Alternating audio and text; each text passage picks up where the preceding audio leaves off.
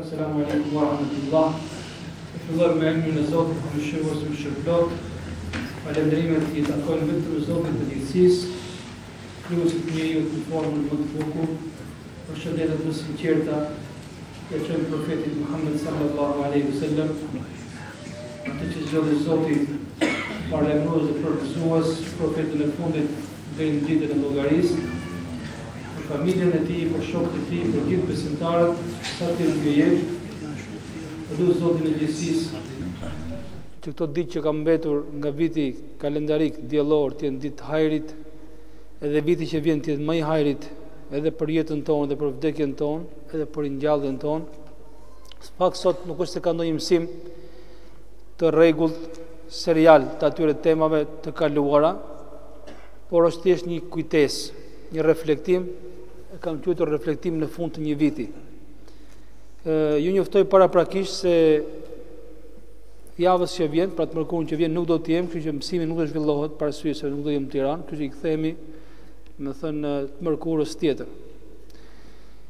Jemi në ditë që presupozohet të jenë ditë festash, por që nuk e di a në vendin tonë ndodh kjo gjë apo në përgjithësi festat në vendin tonë po kalojnë më shumë stres se sa festa. Të gjithë jemi dëshmitar që këto ditë fundit të vitit janë më shumë ditë të rrëmujës, ditë të stresit. Janë ditë ku ka më shumë shqetësim se sa gëzim. Fatkeqësisht ka rritje të madhe të krimeve. Qofshin këto në familja apo të aksidenteve. Realisht ajo që pritet gjasme të jetë fest dhe gëzim, më shumë është stres, më shumë është rrëmujë. Jemi në ato ditë ku njerëzit, ndoshta ne nuk na bën shumë përshtypje, po të bëje një intervistë, një sondazh tek njerëzit tjerë, do shihje se njerëzit realisht janë shumë të stresuar. Ata që s'kan shumë mundësi për të festuar gjasme vitin e ri, vrasin mendjen se si kanë për ta festuar vitin e ri. Secili vret mendjen se çfarë do të ketë për të ngrënë atë natë, a thua se kjo është nata magjike që do të ndryshojë jetën e njeriu? Dikush që nuk ka mundësi rridhe që janë hallin, thotë se kush e di, as kush s'ma di hallin. Por edhe ata që kanë mundësi të jemi sinqert kanë shumë stres. Ku kanë për ta kaluar këtë natë? Në cilin lokal, në cilin restorant? Dikush që ka më shumë mundësi pret biletën dalja shtetit, edhe aty sikleti madh ku do të kalohet. Pra po të mbledhish të gjithë. Unë jam i sigurt se në fund fare ka stres, ka shqetësim, ajo që pritet të jetë një fare gëzimi. Unë nuk dua të bëj sehirxhiun, edhe juve nuk ju dua të bëni sehirxhiun në këtë pikë, të qeshni të kënaqemi që ne nuk jemi shoqëri si këta njerëz, por dua që të reflektojmë pak si besimtar. Se na duket se nuk jemi pjesë e shoqërisë në fund vitit, ne jemi tjerë, nuk jemi si ju tjerët.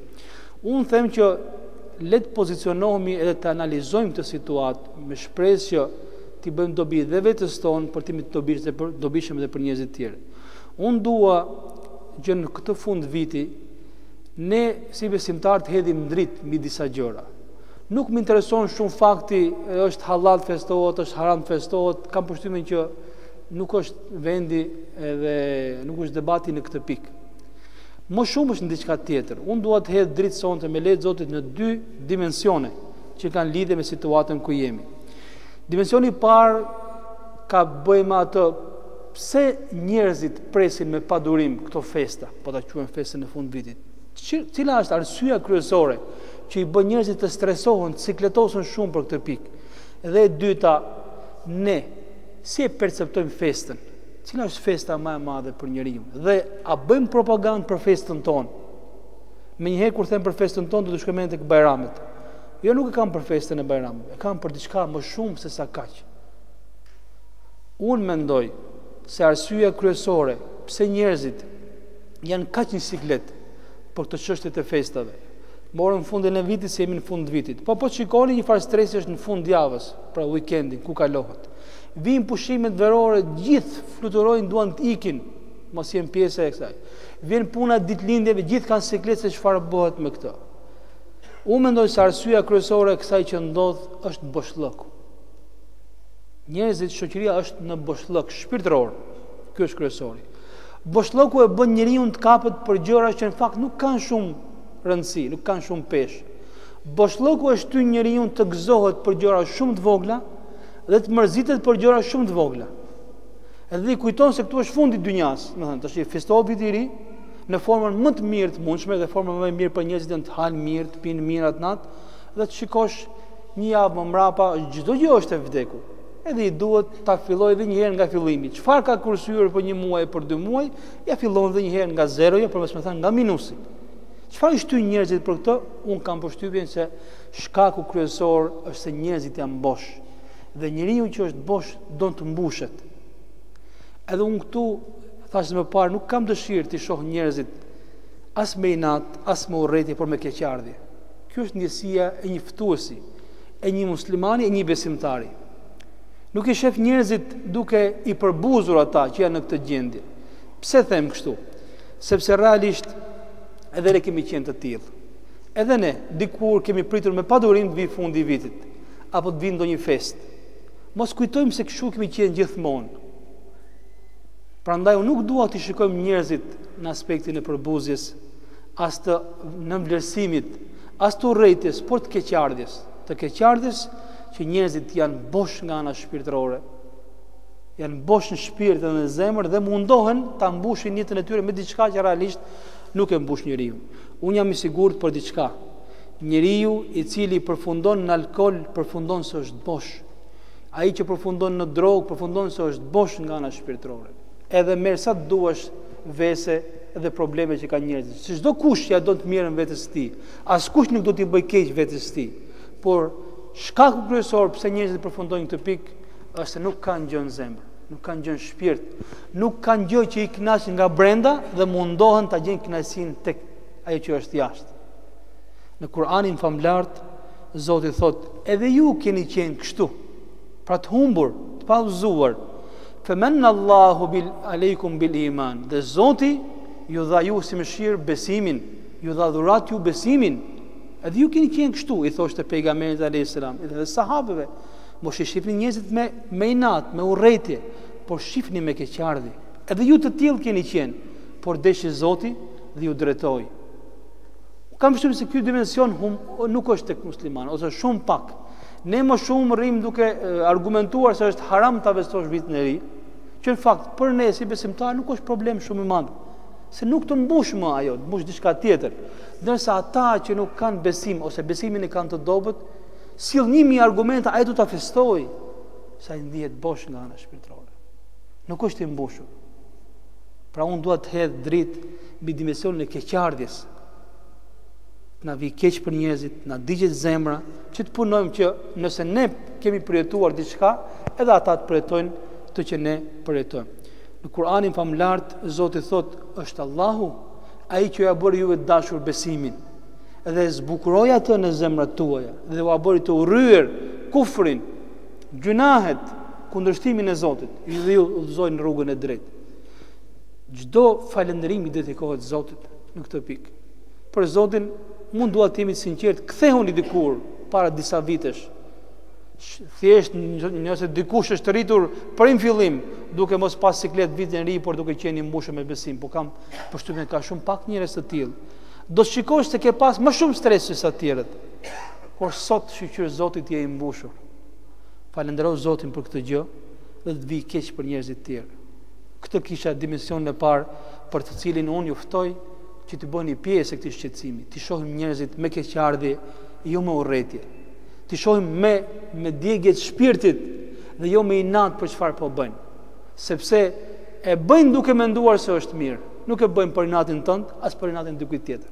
Por e bëjnë se nuk kanë gjë tjetër, nuk kanë me çfarë i mbushin zemrat e tyre dhe jetën e tyre. Prandaj Zoti na përdor ne që këta njerëz të mbushen shpirtërisht, të mbushen në zemrën e tyre dhe ke për të parë se ata do të ndryshojnë shumë koncept. Edhe ne kemi ndryshuar shumë koncept në jetën tonë. Për diçka kemi vrarë njerëz, për diçka jemi mërzitur me dikës kemi folur gjithë jetën. Por sot na duket qesharake.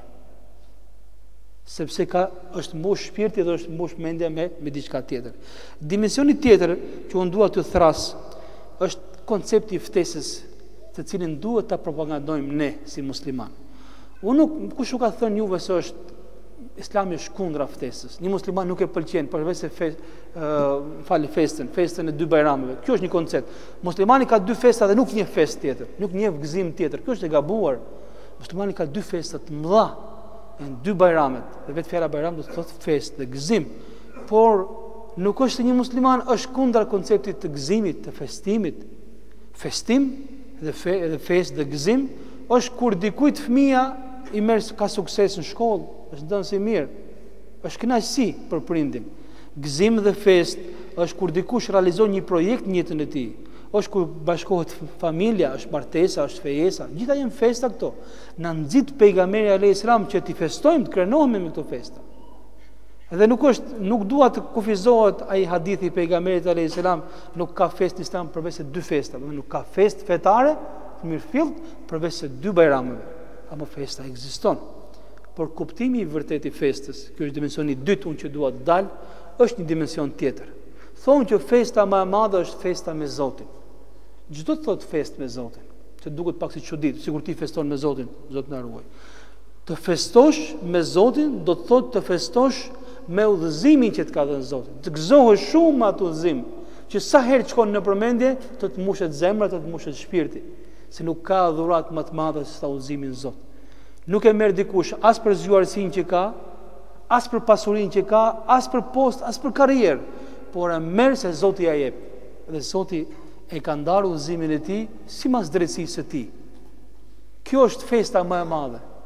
Unë gjithmonë e përmend këtë historinë që i është thënë Omer ibn Khattabit, i tha një djalë i ri, i tha o prisi besimtarëve, kam dëgjuar se kur ishit përpara ju, e merrnit hurmat, i bërit në formë statuje që t'ju ruan të për rrugë si Zot, domethënë, dhe kur ju kapte uria e hanit këtë statujën tuaj, a kishim mend? Kështu i tha troq. I tha, ne tha mend kishim, po s'kishim udhëzim. S'kishim udhëzim. Dhe shpeshherë kur nuk ka udhëzim dhe mendja nuk bën punë. Gëzimi më i madh është gëzimi me udhëzimin e Zotit. Festa më e madhe është kur ta ndjesh në çdo moment që të ka udhëzuar Zoti, të kënaqesh me këtë. Kjo është koncepti i festës që duhet ta propagandojmë. Koncept tjetër është festa me mëshirën e Zotit, i cili në çdo moment e pranon robën e tij. Më thoni çfarë do t'i jepni si shpërblim një personi të cilit është nxirr jeta dhe në një moment ka arritur ta bindesh se Zoti e fal atë. Zoti ja pranon pendimin, ja fshin gjitha gjunahet dhe mund ta nis jetën edhe një herë nga e para. Ti fshihet e gjithë kaluara e ta nis librin e tij me faqe të bardha, me fletë të bardha. A ka shpërblim më të madh? A ka festë më të madh për këtë njerëz? Koncepti që Zoti ti fshin gjunahet, ta pranon në çdo moment. Çfarë do që të kesh bërë, ai të pranon, është gëzimi më i madh. Prandaj thon, edhe vetë Zoti kënaqet me këtë gjë. Më shumë se sa robi. Është si puna e saj, tha që dikush ta mori devën e tij, e doli në shkretir për të bërë një rrugtim, tha masi e zu gjumi, humbi devën e cila kishte mbi shpinën e saj, ushqimin, ujin dhe gjithçka tjetër. Dhe kur u ngrit pa që nuk është deveja e tij, domethënë, pa që nuk është më jeta, mund të vdes në çdo moment, se nuk është deveja, pra nuk është ushqim, nuk ka ujë, nuk ka asnjë gjë. Kërkoi, nuk e gjeti atë, në fund e pa që do të vdes. Dhe ul të vdiste të paktën në hijen e një peme. Kur ngrit mas disa kohësh, pa që deveja kishte ardhur me gjithë ushqimin, me ujë, siç e pa të lënë atë. Kishte ardhur vetë, kishte sill Zoti normalisht. Ky nga gëzimi i madh, tha o Zot, ty të falenderoj, ti je robi im, unë jam Zoti yt. I ngatroi, veç e thot ti je Zoti im, unë jam robi yt, e ngatroi. Hadithi thot për Zotin, Zoti kënaqet më shumë me pendimin e një prej robërve të tij, më shumë se ky person që nga gëzimi i ngatroi dhe fjalët i tha Zotit të rob, i tha vetë Zot. Pra, nuk ka gëzim më të madh për njeriu kur mendon që Zoti e pranon në çdo moment. Çfarë do të ketë bërë? Dhe ja fshin dhe mund ta nisësh jetën nga e para. Të festosh me Zotin do të thotë të festosh me mirësitë e tij të pafundme. Unë jam i asaj që njerëzit nuk e vlerësojnë atë që kanë, derisa të ikë prej dorës. Nuk e vlerësojnë shëndetin pa provuar smundjen, se vlerësojnë familjen pa provuar divorcin dhe përçarjen e familjes, se vlerësojnë pasurinë pa provuar varfërinë. Shumë për njerëzve s'u pëlqen shtëpia e tyre, duke menduar që shtëpitë e tjerëve janë më të mira. Më kujtohet këtu një rast që dikush shkon te një shok i vet, ishte noter, dhe i tha, "Mos bër xhehenem, tha shtëpia. Dua ta shes shtëpinë time." Mirë, tha, ta nxjerrim në shitje dhe kërkojmë një shtëpi tjetër. Në rregull. Edhe normalisht shoku e dinte shtëpinë atij. I tha, "Kërkohet një shtëpi për të blerë, domethënë, për të shit një shtëpi që ka obor, kështu e ka dhomë, përshkroi shtëpinë e vet domethënë, po e përshkroi shumë bukur." Edhe ky tha, "M'fal, e kujt është kjo shtëpia që do shitet atë, shtëpia jote tha." "Po për Zotin tha unë, ku ta gjej një shtëpi më të mirë se sa kjo? Kjo tha është shtëpia jote, por ti e ke parë gjithmonë me rutinë, me monotoni, nuk të ka pëlqyer, të ka dalë jashtë qefit, por njerëzit do ta dëshirojnë një shtëpi të tillë." "Jo tha, se unë e mbaj me vete, nuk e shes atë." Kemi nevojë për dikë që na kujton të mirat e Zotit, për të parë se gjithmonë jemi në gëzim, gjithmonë jemi në festë, me të mira që na ka dhënë Zoti i gjithësisë. Familja është pasuri e jashtëzakonshme, nuk krahasohet me vitin e ri më të bukur që mund ta bësh në botë. Fëmijët janë pasuri që nuk kompensohet, nuk shpërblehet. Harmonia familjare, vllazëria, shoqëria, këto nuk krahasohen. Ne nuk i ndjejmë vëllezër dhe motra, sepse i jetojmë çdo ditë. Por pak po të na sprovoj Zoti ke për ta parë, ose shif njerëz të tjerë që si kanë këto, edhe ke për ta parë se në çfarë mirësish i je. Ky është koncepti të festosh me Zotin. Prandaj Zoti në Kur'anin famlar thotë, çfarë thotë? "Qul bi fadlillahi wa bi rahmatihi fa bi dhalika falyafrahu huwa khairu mimma yajma'un." Thuaj o Muhammed, gëzohuni me mirësitë e Zotit. Gëzohuni me mëshirën e Tij, për Zotin është shumë më mirë se pasuria që ju gëzon juve. Mëshira e Zotit dhe mirësitë e Tij janë shumë më me vlerë se gjithë pasuria, e gjithë dynjaja. Ka momente ku njeriu kalon një farë kënaqësie shpirtërore, realisht nuk hyn dynjaja në sy. Edhe kam pas thënë përpara, ai njeriu që s'ka hyrë në xhenetin e dynjas, nuk hyn në xhenetin e ahiretit. I than, kush është xheneti i dynjas? Thash, kënaqësia e shpirtit. Kush nuk ka përjetuar kënaqësinë në shpirtin e tij, pra në besim, ai nuk përjeton kënaqësinë e botës tjetër, nuk hyn në xhenetin e botës tjetër. Prandaj tregohet për një ptemien kur e futën në burg, edhe i than duke nxënësit duke qarë për të, tha, "Nuk jam unë i burgosur. I burgosur është ai që ka burgos epshet e tij. Nuk ka burgosur më të madh se sa ai. Nuk jam unë ai që është privuar. I privuar është ai që nuk njeh Zotin, nuk njeh kënaqësinë, nuk ka provuar një herë kënaqësi shpirti, kënaqësi i zemrës. Prandaj kam pas thënë, ne kalojmë disa momente, po ta dinim pasanikët se në çfarë kënaqësie jemi, do të na merrnin qoftë dhe me shpatat e tyre. Me shpatë do të them, por nuk e din ata. Edhe nuk mund t'ia shpjegosh askujt kënaqësinë e besimit pa e provuar tjetri besimin. Nuk mund t'i shpjegosh një të verbri sa i bukur është trëndafili, kur ai se ka para si e trëndafili. Nuk mund t'i shpjegosh një të smuri kënaqësinë edhe lezetin që ka një ushqim se ai vetë nuk uare vetë se provon dot atë. S'mund t'i shpjegosh një njeriu që nuk dëgjon atë bukurinë e zorit bilbilit kur ai vetë se ka dëgjuar. Prandaj në këtë pikë ai që e provon, ai e di se ç'do të thotë. Kjo është kënaqësia më e madhe, kjo është gëzimi më i madh. Festat e fund vitit e dini se çfarë janë, shpenzim, është stres, fillon viti tjetër, fillon me siklete, me probleme, me minuse. Festat e një muslimani janë gjithmonë festa në çdo ditë jetës tënde. Në çdo minutë kur ndihesh mirë, ndihesh rehat, ti je mbushur shpirtërisht. Prandaj desha thjesht një reflektim shumë i shkurtër për dy gjëra vëllezër. Shifni njerëzit me keqardhje, mos i shifni me urrëtie dhe me inat. Dhe mundohuni të bëheni sebeb për një prej këtyre njerëzve që të shijojnë diçka më mirë se sa kjo që është, se njerëzit për Zotin edhe ne bashkë me ta. Njerëzit janë rob. Thjesht presin një moment ku shfryjnë stresin, problemet, edhe mendojnë se këtu fundin e vitit do të ndodhë diçka e jashtëzakonshme. Në fakt kur gjë nuk ndodh. Ka erë baruti, ka zhurmë, ka rrëmuj, ka çmenduri, ka shishe që hidhen lart të poshtë, çdo gjë është bërë rrëmuj, edhe mas 3-4 ditësh vetë do të dëgjosh mallkimet aty në pastrusë që shkojnë pastrojnë rrugët, asnjë gjë tjetër nuk ka. Çdo gjë do të fillojë nga fillimi. Jeta është po ajo, nuk ndryshon. Sepse kënaqësia nuk vjen nga jashtë, kënaqësia vjen nga brenda.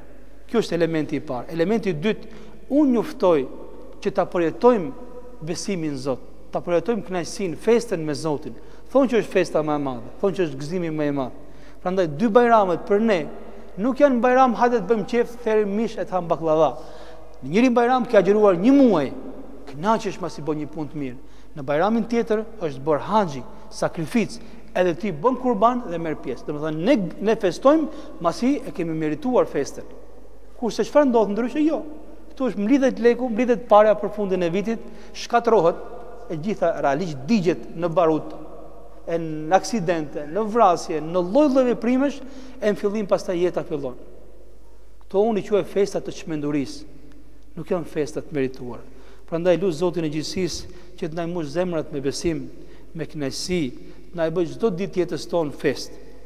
E lut Allahun xhaleshanu që viti që kaluam, inshallah të qenë vit ku kemi shtuar punë të mira, kur kemi munduar të paksojmë gjunahet tona, një vit ku Zoti na i fal kusuret, na i fal neglizhencët, na i fal lëshimet, dhe inshallah viti që vjen, me që kohën po e masim me këtë vit, me këtë kalendar po e masim kohën, të jetë një vit më i hajrit për ne, për familjet tona, për fëmijët tanë, për gjithë muslimanët, për gjithë njerëzit e mirë në katër anë të botës, dhe inshallah është një vit që dëshmon për ne dhe jo kundra nesh. Zoti inshallah na mbusht me kënaqësi, me besim, me punë të mira dhe na paksoft gjithmonë veprat e këqija dhe gjunahet tona.